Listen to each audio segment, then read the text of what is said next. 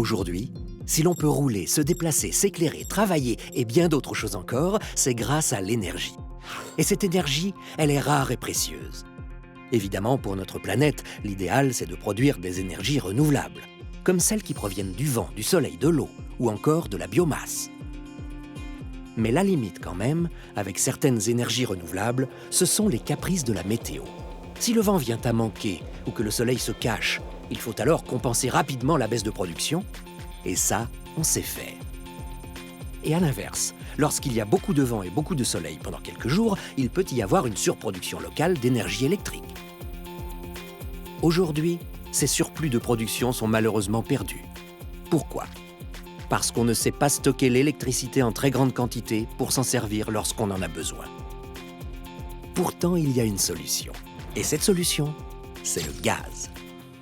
Pourquoi le gaz ? Simplement parce que le gaz, en plus de ses autres qualités, il est lui beaucoup plus facilement stockable. D'accord, mais comment est-ce qu'on transforme cette énergie électrique en gaz ?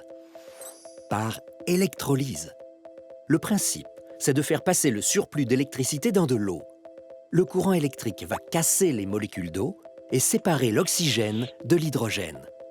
L'hydrogène que l'on a obtenu peut être directement injecté dans le réseau de gaz.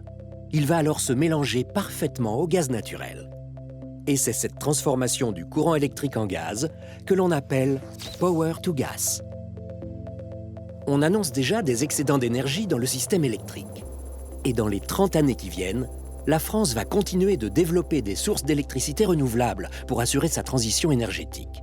Il y aura donc des surplus qui pourraient se compter en dizaines de térawattheures. C'est l'équivalent de la production annuelle de plusieurs centrales nucléaires. Et ces surplus, il faudra bien les stocker. Et pour les stocker, on pourra les transformer grâce à des petites installations de power to gas réparties sur le territoire.